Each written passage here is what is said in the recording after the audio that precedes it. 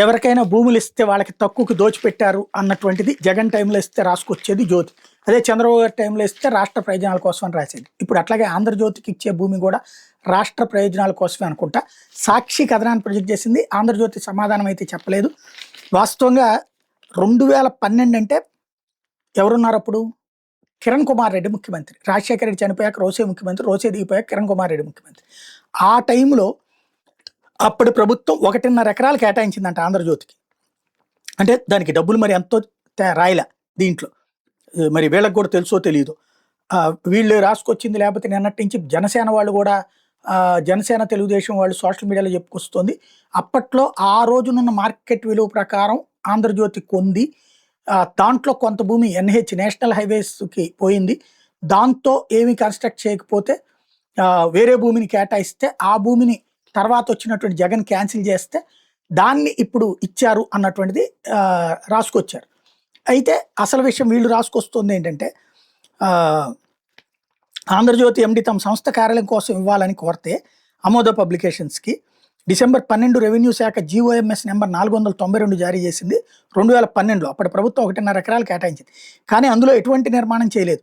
ప్రజా ప్రయోజనాలకు విరుద్ధంగా అమోద పబ్లికేషన్స్ భూమి కేటాయించినట్టు పలువురు స్థానికులు 2020లో ప్రభుత్వానికి ఫిర్యాదు చేశారు.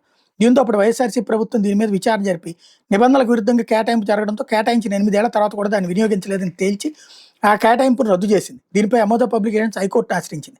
గత ఏడాది నవంబర్ 29వ తేదీన హైకోర్టు దీని మీద తీర్పు ఇచ్చి చట్టానికి అనుగుణంగా మళ్లీ కేటాయింపును పరిశీలించాలని ప్రభుత్వానికి సూచించింది. ఇంతలో ఆంధ్రజ్యోతి మరింత విలువైన భూమిని కోరింది.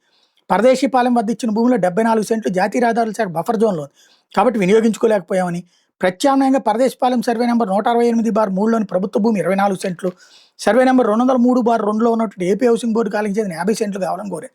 దీంతో చంద్రబాబు ప్రభుత్వం ఆంధ్రజ్యోతి ఎండి రాధాకృష్ణకి మెయిల్ చేయడానికి ఫైల్ని బుల్లెట్ ట్రైల్లో నడిపించింది. గతంలో రద్దు చేసిన భూమి కాకుండా మరింత విలువైన హౌసింగ్ బోర్డు భూమిని ఇచ్చేందుకు అంగీకరించింది.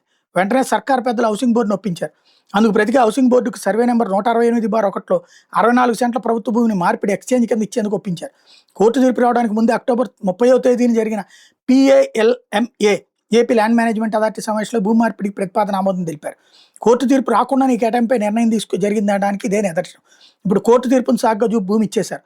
ఒక పక్క భూములకు సంబంధించి లక్షలాది సమస్యలు రెవెన్యూ కార్యాలయాలు పెరిగిపోయిన పట్టించుకొని చంద్రబాబు తన అస్మది ఎల్లో మీడియా అధినేతల్లో ఒకరైన రాధాకృష్ణకు మాత్రం ₹1,00,00,000 విలువైన భూమిని రోజుల వ్యవధిలోనే కేటాయించేశారు.